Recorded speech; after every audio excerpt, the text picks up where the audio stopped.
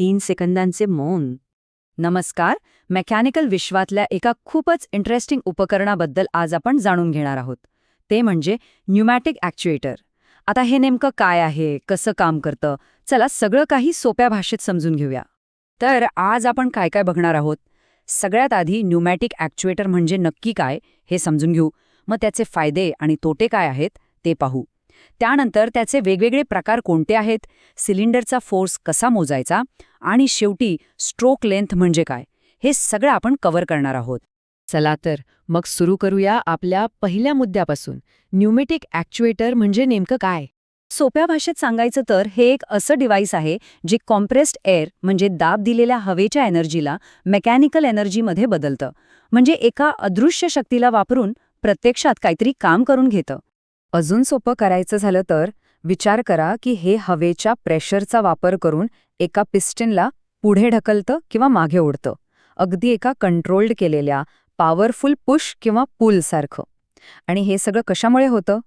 तर फक्त कॉम्प्रेसरमधून येणाऱ्या हवेमुळे. कमाल आहे नाही का? ठीक आहे, मग आता पुढे जाऊया. प्रत्येक गोष्टीचे जसे फायदे असतात तसे काही तोटेही असतात. मग ह्या एअरपोर्टचे नक्की काय फायदे तोटे आहेत ते बघूया. इथे बघा, एक इंटरेस्टिंग गोष्ट समोर येते. याचे फायदे जबरदस्त आहेत.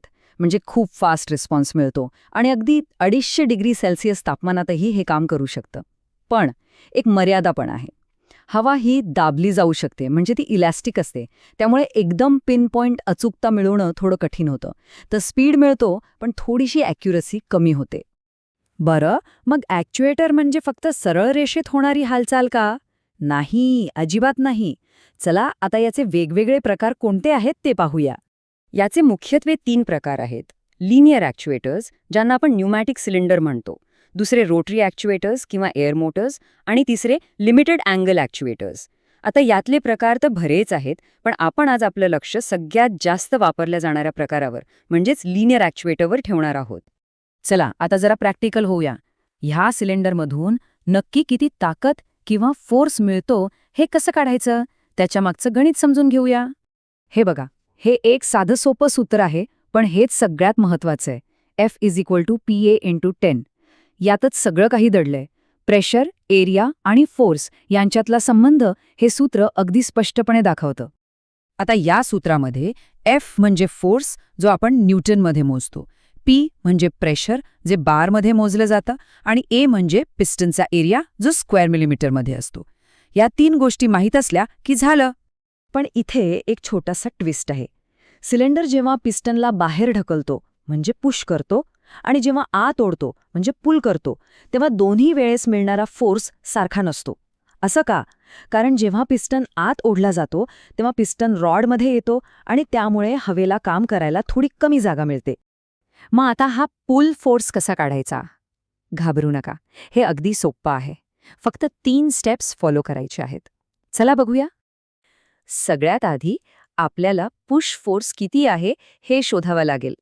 त्यासाठी आपण अशा चार्टचा वापर करतो. यामध्ये आपल्या सिलेंडरचा बोर साईज आणि किती प्रेशरवर काम करतोय यावरून आपल्याला पुश फोर्सची व्हॅल्यू मिळते. आता दुसरी स्टेप. पुल फोर्ससाठी किती फोर्स कमी करायचा ते या दुसऱ्या चार्टमधून कळतं. हे पिस्टन रॉडच्या साईजवर अवलंबून असतं. मग काय, आपल्याला आधी मिळालेल्या पुश फोर्समधनं ही व्हॅल्यू फक्त वजा करायची. झालं, आपल्याला पुल फोर्स मिळून जाईल. आहे की नाही सोपं? चला आता आपण आपल्या शेवटच्या आणि तितक्याच महत्त्वाच्या भागाकडे वळूया. स्ट्रोक लेंथ म्हणजे हा ॲक्च्युएटर नक्की किती लांब जाऊ शकतो? स्ट्रोक म्हणजे दुसरं तिसरं काही नाही तर ॲक्च्युएटरने केलेलं एकूण अंतर. म्हणजे तो पूर्णपणे बंद असतानापासून ते पूर्णपणे उघडल्यावर किती पुढे जातो ते अंतर. हे त्याच्या क्षमतेचं एक महत्त्वाचं माप आहे. उदाहरणार्थ बघा, समजा ॲक्च्युएटर पूर्ण उघडल्यावर त्याची लांबी 160 मिलीमीटर आहे आणि पूर्ण बंद असताना 72 मिलीमीटर आहे. मग 160 मधून 72 वजा केले की आपल्याला मिळतात 88 मिलीमीटर. हीच झाली त्याची स्ट्रोक लेंथ. पण ही स्ट्रोक लेंथ इतकी महत्त्वाची का आहे? कारण ती फक्त अंतर ठरवत नाही, तर ॲक्च्युएटर किती वजन उचलू शकेल, त्याचा स्पीड किती असेल आणि तो किती फोर्स निर्माण करू शकेल, या सगळ्या गोष्टींवर त्याचा परिणाम होतो. म्हणून हे समजून घेणं खूप गरजेचं आहे. तर आता तुम्हाला न्यूमॅटिक ॲक्च्युएटर मागची बेसिक तत्त्व कळली आहेत. आता एक विचार करा. आपल्या आजूबाजूला, फॅक्टरीमधल्या ऑटोमेशनपासून ते बसच्या ब्रेकपर्यंत हवेच्या या ताकदीचा वापर कुठे कुठे होत असेल? आता लक्ष दिलं तर तुम्हाला ही शक्तिशाली उपकरणं नक्कीच सगळीकडे काम करताना दिसतील.